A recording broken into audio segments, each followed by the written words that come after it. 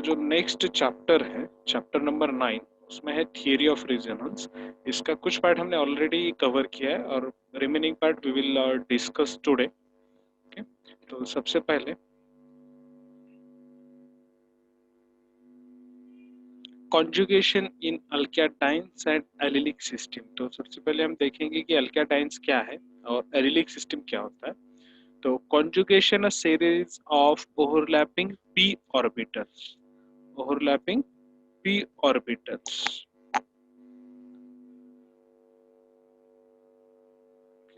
अब देखिए, तो कॉन्जुगेशन इन अल्केटाइन्स यानी इसमें एक डबल बॉन्ड्स होते हैं जिसके ऊपर की p पाई बॉन्ड्स हम जिसे बोलते हैं, जिसमें p ऑर्बिटल्स की वजह से पाई बॉन्ड्स होते हैं। तो ये p ऑर्बिटल्स ओवरलैप होते हैं। Conjugation means alternate double bond या एक से ज्यादा डबल बॉन्ड होना, मतलब अल्केटाइन्स। ओके, अब उसकी अरेंजमेंट जिस तरह से होगी, आइसोलेटेड, कंबाइन या फिर कॉन्जुगेटेड, तो उस हिसाब से उसको हम नाम देते हैं, जो कि हमने पिछली क्लास में डिस्कस किया। तो यहाँ पर अब हम देखेंगे एलिल ग्रुप, एलिलिक पोजीशन क्या होती है, उसे कैसे फाइंड आउट करते हैं। Allyl position is next to a double bond, double bond के बाद जो पोजीशन आती है उसे हम एलिलिक हाइड्रोजन या एलिलिक कार्बन कैसे। अब यहाँ पर देखिए, ये है डबल बॉन्डेड कार्बन, दोनों कार्बन। इसमें जो है विनाइल कार्बन, जिसमें कि ये डबल बॉन्ड है। कौन से विनाइल कार्बन यहाँ पर? दो है। विनाइल हाइड्रोजन एक है। इधर के ग्रुप मेंशन नहीं है, इसलिए हम इसे विनाइलिक अल्किल ग्रुप्स भी बोल सकते हैं। ओके, तो ये विनाइल हाइड्रोजन। तो एलिलिक क्या है? उसके बाद जो डायरेक्टली अटैच कार्बन है उसे हम कहते हैं एलिलिक कार्बन। ओके, और उस कार्बन पर जो भी ग्रुप रहेगा उसे भी एलिलिक हाइड्रोजन और एलिलिक व्हाटएवर द ग्रुप, उसे हम कहेंगे एलिलिक हाइड्रोजन या allylic methyl group, allylic propyl group, जो भी रहेगा उस पे हम बोलते हैं। उसके बाद अब यहाँ पर देखिए, सेम स्ट्रक्चर हम यहाँ पर लिख रहे हैं, डबल बॉन्ड, डबल बॉन्ड। उसके बाद ये है हमारा एलिलिक कार्बन। एलिलिक कार्बन पर क्या अटैच है? OH। तो ये हो गया एलिल अल्कोहल या एलिलिक अल्कोहल। सिमिलरली अगर क्लोराइड है या हेलो है तो एलिल हेलोजेंस और एलिलिक हेलोजेंस। अब यहाँ पर जैसे क्लोराइड है इसीलिए हम इसे कहेंगे allyl chloride. Okay, allylic carbocation means जो कार्बन आपके डबल बॉन्ड को अटैच है उसका कैटायन बनना। Carbocation with a vinyl group as a substituent. Carbocation with a vinyl group as a substituent next to a double bond. यानी vinyl group यहाँ पर substituent होता है और ये आपका allylic carbocation।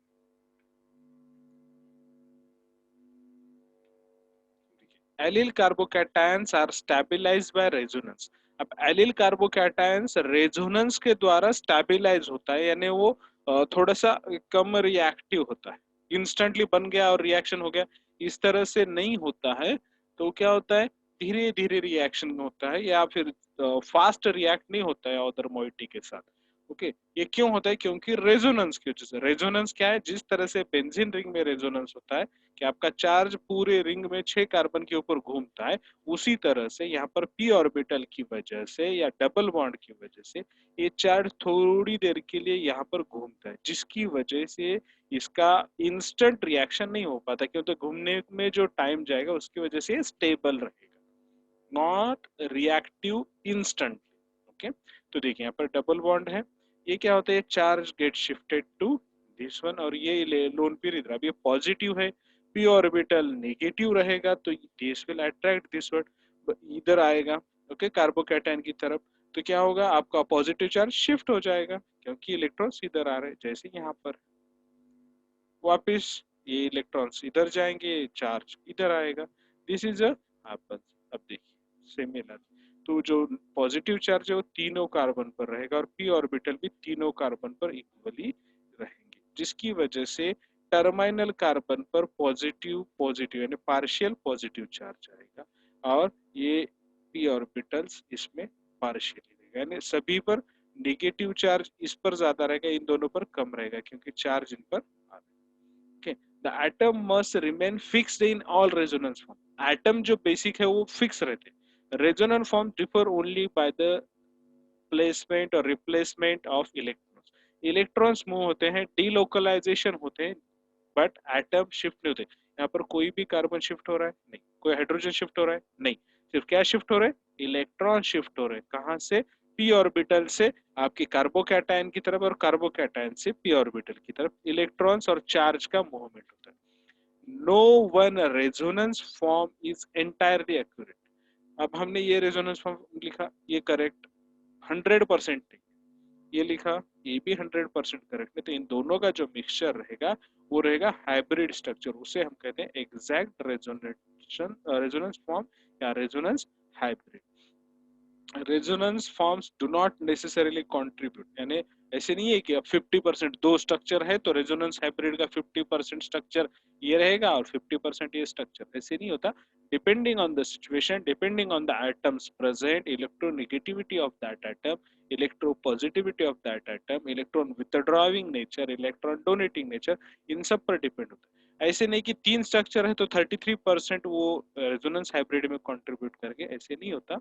Irrespective of their contribution, resonance hybrid ऐसा structure होता है जो कि सभी रेजोनेटिंग फॉर्म्स को रिप्रेजेंट करता है। ओके, जैसे कि आपका अगर क्लास है तो क्लास में अगर किसी बात को डिस्कस करना है तो आपका class representative will discuss. Okay, तो इसका मतलब ऐसा नहीं है कि क्लास रिप्रेजेंटेटिव पूरे 100 स्टूडेंट्स का रिप्रेजेंट कर रहा है। ओके, इट इज अ क्या बोलते हैं, रिप्रेजेंटेटिव है उसे, कि आप सबका कहना सुनेगा और वहां पर जाकर वो रिप्रेजेंट करेगा। इस तरह से रेजोनेंस हाइब्रिड जितने भी है उन रेजोनेंस स्ट्रक्चर जितने भी हैं उनका रिप्रेजेंटेटिव बोलकर रेजोनेंस हाइब्रिड काम करता है, जिसमें कि सभी रेजोनेंस स्ट्रक्चर का कंट्रीब्यूशन होता है। Next, SN1 reaction of allylic halides. Allylic halide का SN1 reaction, allylic halides and sulfonates are more reactive towards than simple alkyl halides. Alkyl halides and sulfonates are more reactive, ये दोनों more reactive towards than simple alkyl halides towards nucleophilic substitution। यानी किधर होते हैं, सादे alkyl halide से allylic halides और sulphonates SN1 के लिए ज्यादा प्रोसीड होते हैं या ज्यादा रिएक्टिव होते हैं। नॉर्मल अल्किल हैलाइड से एलिलिक हैलाइड्स ज्यादा SN1 रिएक्शन बता सकते हैं, जल्दी रिएक्शंस बता सकते हैं। अब देखिए यहाँ पर ये स्ट्रक्चर्स हैं, ये है आपका allylic, okay, alkyl halide over 100x मोर reactive then tertiary chloride. Okay, tertiary butyl chloride, ये क्या है, वही है, सिर्फ यहाँ पर एक आपको एडिशन में मिल गया। देखिए 1 2 3 4 5, यहाँ पर भी CH3 थ्राइस और चार कार्बन, यहाँ पर 5 कार्बन, बस डबल बॉन्ड एडिशन है। तो इससे ये ज्यादा रिएक्टिव, क्यों, क्योंकि रेजोनेंस की वजह से वो स्टेबिलिटी बढ़ती है, जिसकी वजह से कार्बोकैटायन स्टेबल है, इसका मतलब मोर रिएक्टिव बाद में होता है या मोर स्टेबल कंपाउंड प्रोडक्ट बनाते हैं। अब देखिए इनका अगर हम कार्बोकैटायन फॉर्मेशन देखेंगे तो क्लोरीन यहाँ से निकल जाएगा फॉर्मिंग दिस एलिलिक कार्बोकैटायन, जिसका रेजोनेटिंग स्ट्रक्चर इस तरह से होगा जैसे हमने पिछली इसमें देखा था। उसी तरह से शिफ्टिंग होगा, यहाँ पर ये टर्मिनल पर आ गया, यहाँ पर भी टर्मिनल पर था। ओके, तो स्टेबल कौन सा रहेगा, ये वाला ज्यादा स्टेबल रहेगा क्योंकि ये टर्शरी कार्बोकैटायन और ये है प्राइमरी कार्बोकैटायन। दो पॉसिबिलिटी है resonating structure, resonance stabilised carbocation intermediate.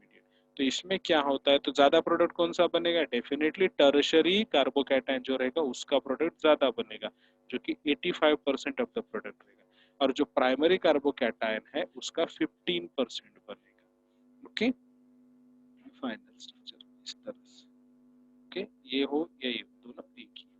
ये है SN1 mechanism, single unimolecular reaction, जिसमें कि सेम आपका alkyl halide undergo the substitution, nucleophilic substitution reaction which replaces your Cl with OH group। अब ये तो रिएक्शन आपको डिटेल बताने की जरूरत है नहीं, सिर्फ हम एलिलिक देख रहे हैं। अल्किल हैलाइड का पता है सेम रिएक्शन होता है, सिर्फ आपका रिएक्टेंट में एक डबल बॉन्ड ऐड किया। Okay, next SN2 reaction of allylic halides. Allylic halides and sulphonates are more reactive towards the simple, यानी ये भी क्या होते हैं, मोर रिएक्टिव होते हैं, बट इसमें भी वही है, प्राइमरी होना चाहिए, टर्शरी ज्यादा रिएक्टिव SN1 में होते हैं, SN2 में प्राइमरी होते हैं, उसी तरह से। अब देखिए, ये है आपका एलिलिक अल्किल हैलाइड जिसमें कि कोई भी CH3 ग्रुप नहीं है, सिंपली प्रोपीन क्लोराइड है, प्रोपीन, प्रोपीन क्लोराइड। ओके, तो इसी पर हाइड्रोजन्स है, SN2 रिएक्शन के लिए प्रोसीड हो रहे हैं, तो क्या होगा, न्यूक्लियोफाइल। अब यहाँ पर हम OH अगर कंसिडर करते हैं तो प्रोपीन अल्कोहल या प्रोपिनॉल इस तरह से बनेगा। ओके, सेम रिएक्शन 80% यानी 80 times more reactive then butyl chloride. अभी प्रोपिन है तो इससे ये ज्यादा रिएक्टिव किससे, आपके ब्यूटाइल क्लोराइड्स, जो कि नॉन एलिलिक है। तो allylic are more reactive than the plain alkyl halides, यानी जो नॉर्मल अल्किल हैलाइड है उससे आपके एलिलिक अल्किल हैलाइड्स ज्यादा रिएक्टिव होते हैं। किसमें, दोनों रिएक्शंस में, SN1 में भी और SN2 में भी। एलिलिक फ्री रेडिकल्स, अब एलिलिक फ्री रेडिकल्स देखिए, अब यहाँ पर सेम है, फ्री रेडिकल बन गया तो उसका भी रेजोनेंस होगा, और आधा फ्री रेडिकल जिस तरह से कार्बोकैटायन दो कार्बन पर जा रहा था उसी तरह से आधा आधा दोनों कार्बन पर जाएगा। देखिए यहाँ पर ये फ्री रेडिकल बन गया, दिस विल शिफ्ट इलेक्ट्रॉन्स इधर आए, शिफ्ट सेम स्ट्रक्चर। ओके, उसके बाद अगर आप इसका हाइब्रिड स्ट्रक्चर देखेंगे, रेजोनेंस हाइब्रिड, तो इस तरह से आएगा, आधा फ्री रेडिकल इस कार्बन पर, आधा फ्री रेडिकल इस कार्बन पर, one bond is half bonds, आधा बॉन्ड इधर आधा बॉन्ड इधर पाएगा, जिसकी वजह से ये पूरी तरह से इस तरह से रहेगा। ये इसका इलेक्ट्रॉन डेंसिटी का स्ट्रक्चर। अब देखिए, free radical stabilities are related to bond dissociation energy. Free radical की स्टेबिलिटी काय के ऊपर डिपेंड है, तो बॉन्ड डिसोसिएशन एनर्जी पर डिपेंडेंट है। हम देखते हैं अब CH3 CH2 CH2। ओके, या फिर आप इसे कह सकते हैं CH3 CH3 CH2, यानी इधर से दोनों भी हाइड्रोजन है और यहाँ पर दो हाइड्रोजन, तो इसका है 410, यानी 410 किलो जूल पर मोल, ये इसकी डिसोसिएशन एनर्जी है फ्री रेडिकल हाइड्रोजन के लिए। उसके बाद CH3 ट्वाइस CH2, इसकी है 397 किलो जूल पर मोल, सेम रिएक्शन, लेकिन कि सेकेंडरी है तो इसकी डिसोसिएशन एनर्जी कम। उसके बाद tertiary 380 kilo joule, okay, same free radical. तो एलिलिक में क्या होता है, 368 किलो जूल, सबसे कम बॉन्ड डिसोसिएशन एनर्जी है एलिलिक में। Okay, CH bond is weaker in propene because the resulting allyl radical is more stable than alkyl radicals। ऊपर के जितने भी रेडिकल्स है उससे ये जो एलिलिक फ्री रेडिकल है वो सब में ज्यादा स्टेबल है, जिसकी वजह से इसकी बॉन्ड डिसोसिएशन एनर्जी कम है, जिसकी वजह से ये जल्दी फॉर्म होता है।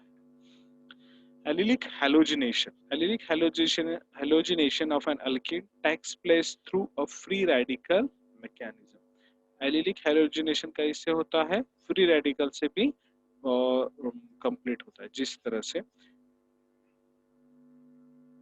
ये क्या है, NBS H mu CCl4, NBS क्या है, S, what is this NBS?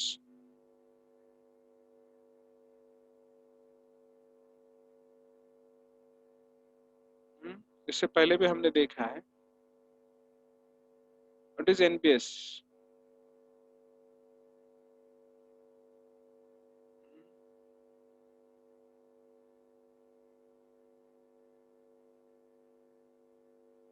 What is this NBS?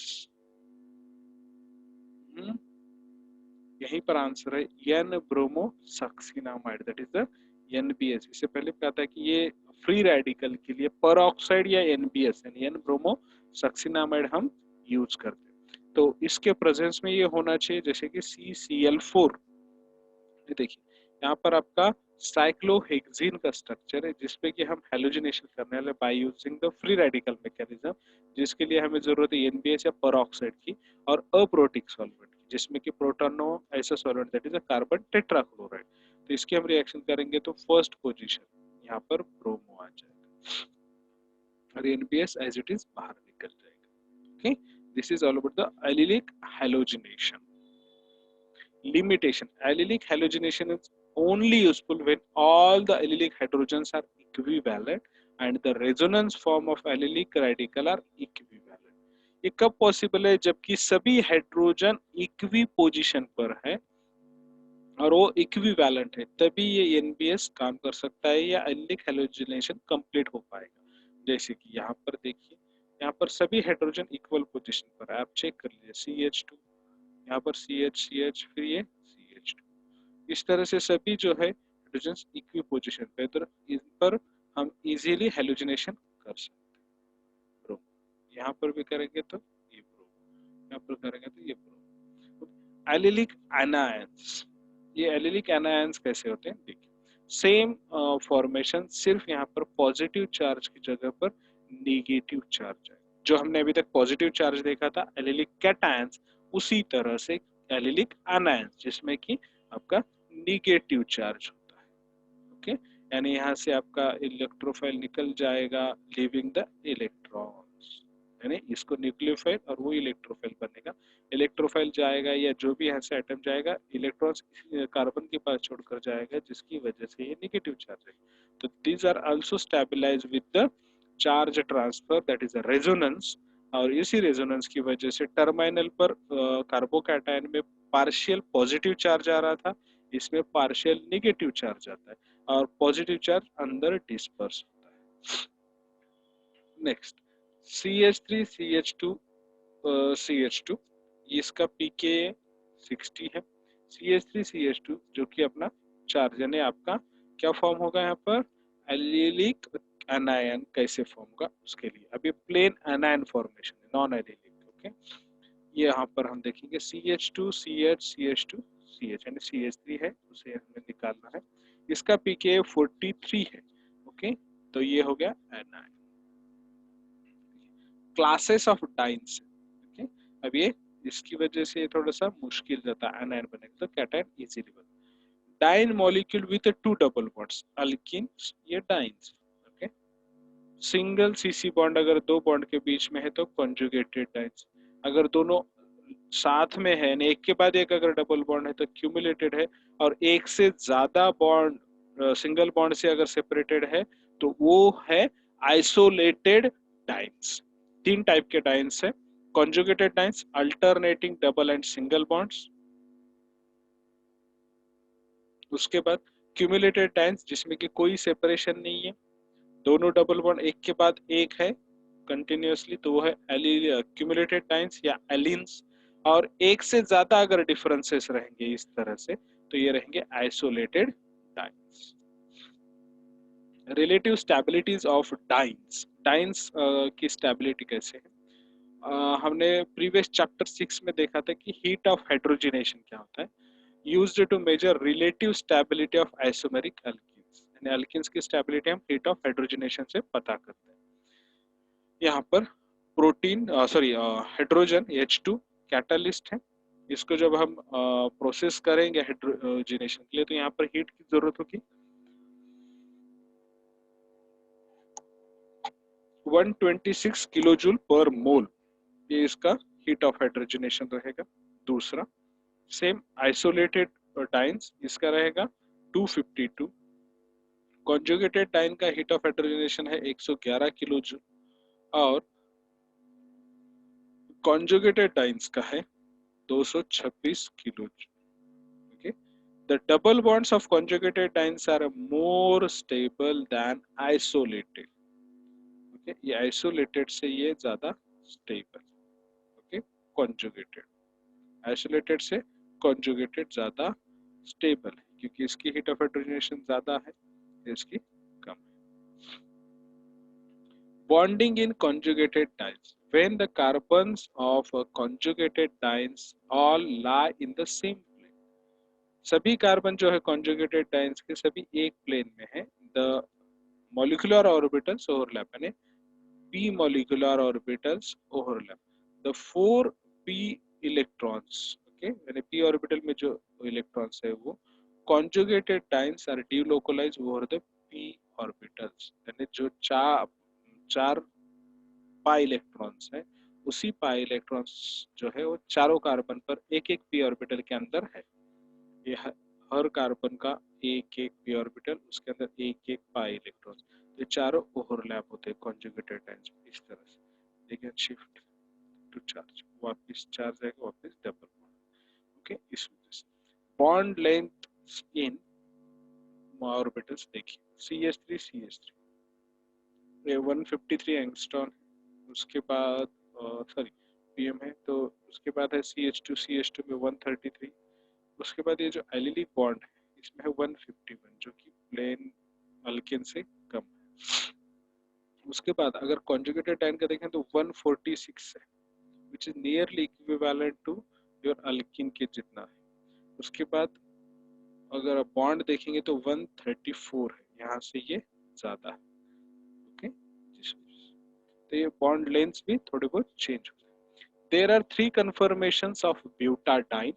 Okay, the lower case, yes.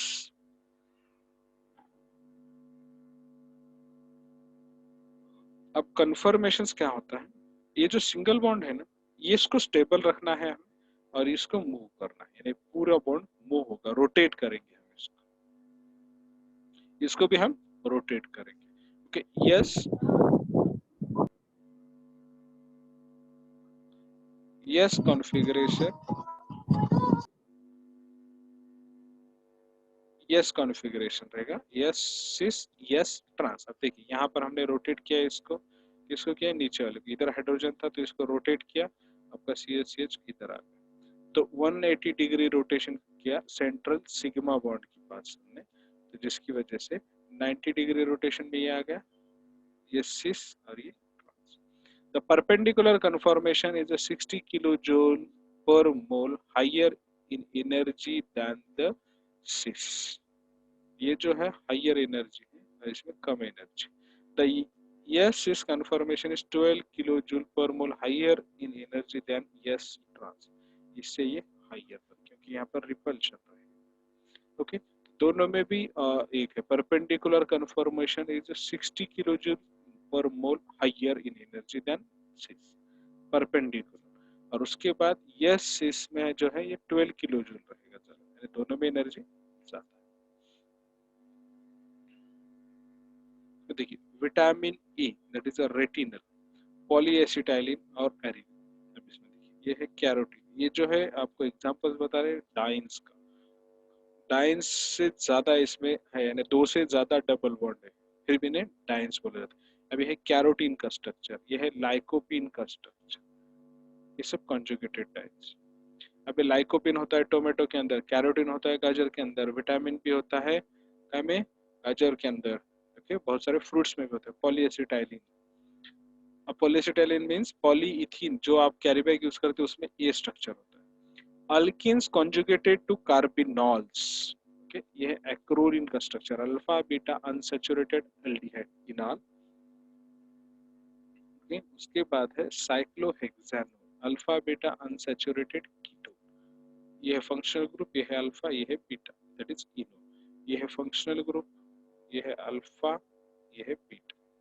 Okay, alkenes conjugated to non bonding pairs of electron, alkene जिसमें कॉन्जुगेटेड होते हैं but non bonding pairs of electrons, यहाँ पर ये जो है work as a double bond. यहाँ पर क्या कार्बन कार्बन के बीच डबल बॉन्ड नहीं है, बट डबल बॉन्ड है, तो ये भी कॉन्जुगेटेड है।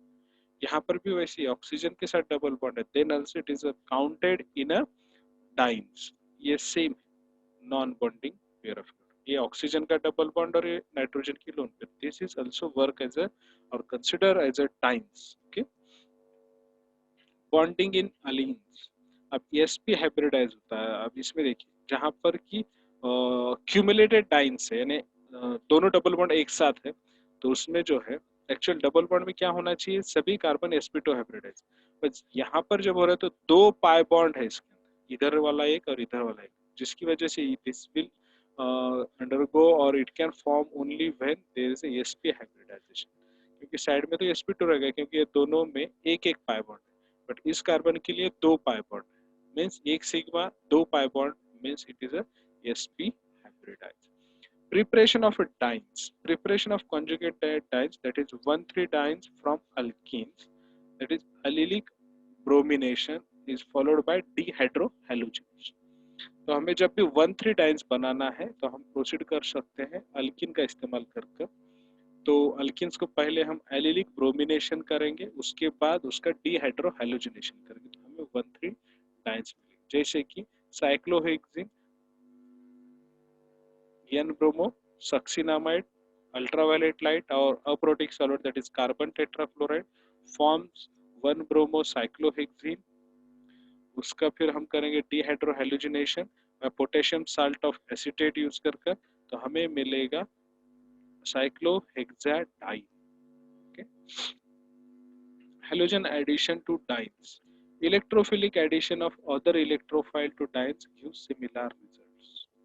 अब इलेक्ट्रोफिलिक एडिशन अगर आप करेंगे डाइन्स को तो गिव सिमिलर रिजल्ट्स, क्या आएगा वो हम देखते हैं।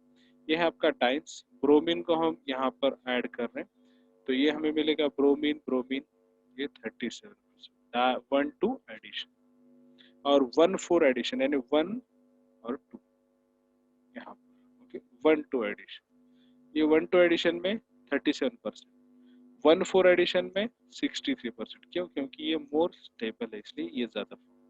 दूसरी पोजीशन 1,2 एडिशन और 1,4 एडिशन, 1,2 एडिशन भी इस तरह रहेगा 3%, सिमिलर टू प्रीवियस, इसके जैसे। 1,2 एडिशन अपोजिट टर्मिनल को 1,2 एडिशन दैट इज ब्रोमीन, ये रहेगा 21%, और 1,4 एडिशन में रहेगा 76%, क्योंकि इसमें जो आपके बल्कि ग्रुप है ये टर्मिनल कार्बन है, जिसकी वजह से ज्यादा स्टेबल रहेगा, इसलिए ये ज्यादा प्रोडक्ट देगा।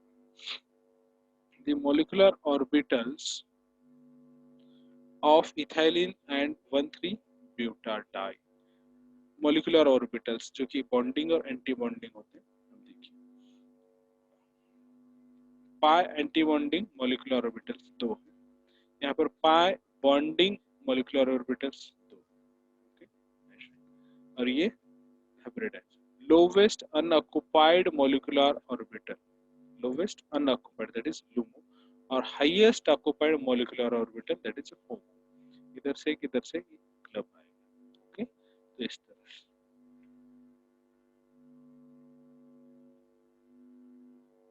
अब next molecular orbitals of butadiene, 4 isolated p orbitals है, 4,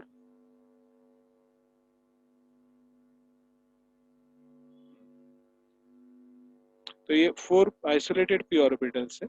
इसका डिवाइडेशन या ऑर्बिटल्स का डिस्ट्रीब्यूशन इस तरह से, 3 nodes, 0 bonding interactions, 3 anti bonding interactions. Bonding interaction सिर्फ एक है और बाकी 3 एंटी बॉन्डिंग इंटरैक्शंस है, that is anti bonding molecular orbitals. Okay, 1 2 3। अब उसके बाद 2 नोड्स है इसमें, 2 nodes, 1 bonding interaction, 2 anti bonding interaction, that's anti bonding, एक बॉन्डिंग इंटरैक्शन और 2 एंटी बॉन्डिंग इंटरैक्शन। उसके बाद 1 नोड्स, इसमें है 2 बॉन्डिंग इंटरैक्शंस, एक एंटी बॉन्डिंग इंटरैक्शन, ये 2 बॉन्डिंग हो गए और ये एंटी बॉन्डिंग एक इंटरैक्शन। यहाँ पर 3 बॉन्डिंग इंटरैक्शंस, 1 2 3, 1 2 3। ओके, ये सब bonding molecular orbitals. Is the highest occupied molecular orbital, that is HOMO, and is the lowest unoccupied molecular orbital, that is LUMO. The Diels-Alder reaction, reaction between a conjugated diene and alkene, that is a dienophile, to give a cyclohexane। अब देखिए यहाँ पर dine और dienophile का interaction, ये आपका dine है और ये है डाइनोफाइल, ये दोनों में ट्रांजिशन स्टेट आती है कि ये पार्शियली डॉटेड लाइन से यहाँ पर कनेक्ट होते हैं और finally forms the cyclohexane. Okay, mechanism, concentrated reaction, bond breaking and bond forming takes place in a single step, जिसे हम साइक्लो एडिशन भी कहते हैं। Non cyclic reactant react to form cyclic product, जिसे हम साइक्लो एडिशन, यानी जो cyclic compound नहीं है बट वो दोनों का एडिशन होकर साइक्लिक प्रोडक्ट बन रहा है, उसे हम साइक्लो एडिशन कहते हैं। Pericyclic that is aromatic like, यानी एरोमेटिक लाइक ट्रांजिशन स्टेट बनती है, जिसे हम पेरीसाइक्लिक कहते हैं। ये देखिए डाइल्स-अल्डर रिएक्शन, जैसे कि ये डाइन है आपका, यहाँ पर डबल बॉन्ड, यहाँ पर डबल बॉन्ड और इधर से डाइनोफाइल। तो क्या होता है, ये इधर शिफ्ट होता है, ये इधर शिफ्ट और ये इधर शिफ्ट, ये कंटिन्यूअस फॉर्म्स लाइक अ बेंजीन। अंदर पाई बॉन्ड, 3 पाई बॉन्ड्स हैं, ये शिफ्ट होगा इधर, ये दोनों के बीच, ये शिफ्ट होगा यहाँ पर, ये शिफ्ट होगा यहाँ पर। इस तरह से ये रेजोनेंस यानी बेंजीन के जैसे स्ट्रक्चर फॉर्म होता है। ओके, और जिसकी वजह से आपको मिलेगा साइक्लोहेक्सेन का structure. The Diels-Alder reaction is favored by electron withdrawing groups on the dienophile and electron donating groups on dienes। क्या होता है, जो आपका डाइन्स है उसके ऊपर EWG यानी इलेक्ट्रॉन विथड्रॉइंग ग्रुप चाहिए, ओके, और डाइन्स पे इलेक्ट्रॉन डोनेटिंग ग्रुप चाहिए। तो ये ज्यादा इफेक्टिव रिएक्शन या फास्टर रिएक्शन है। जैसे कि इथाइलिन है अनरिएक्टिव, तो conjugated carbonyl that is aldehyde ketone and esters, इस तरह से। तो ये है गुड डाइनोफाइल्स, यानी जो हम अल्कीन यूज करने वाले उसकी बजाय हम अगर ये यूज करते हैं तो ये better reaction. The diene must adopt an s cis conformation to give more react. देखिए यस ट्रांस और यस सिस, ये अगर सिस है तो ज्यादा फेवर्ड रिएक्शन बताते हैं, अगर ट्रांस है तो उतना रिएक्शन फास्टर या प्रॉपरली रिएक्शंस नहीं बताते। That is the difference. Stereochemistry of Diels-Alder reaction, the stereochemistry of the alkene reactants। अब देखिए दोनों की स्टीरियोकेमिस्ट्री में देखेंगे, इसकी भी और इसकी। तो स्टीरियोकेमिस्ट्री जो है वो जैसे की वैसी रहती है, यहाँ पर कोई स्टीरियोकेमिस्ट्री में चेंजेस नहीं आते।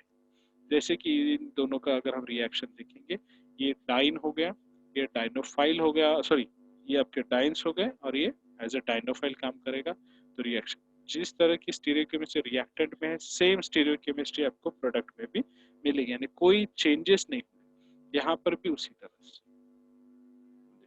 तो डाइल्स-एल्डर रिएक्शन में स्टीरियोकेमिस्ट्री में चेंजेस नहीं होते। A molecular orbital analysis of the Diels-Alder reaction, ये होमो और लूमो, हाईली ऑक्युपाइड और लोवेस्ट अनऑक्युपाइड, इस तरह से डाइन्स और डाइनोफाइल। तो बॉन्डिंग और anti bonding, the orbitals between the dine and dinophile involved in bond formation are phase symmetry allowed, phase symmetry allowed थी। ये CH2 CH2 forms the इस तरह से, यानी ऊपर सिमिलर है और ये लूमो में unoccupied opposite. Okay, orbitals are out of phase, तो इसमें सिमेट्री भी अलाउड होती है, यानी सिमेट्रिकल प्रोडक्ट बनता है अगर सिमेट्रिकल आपके रिएक्टेंट्स है तो। Okay, this is all about the theory of resonance, that is a topic number 9।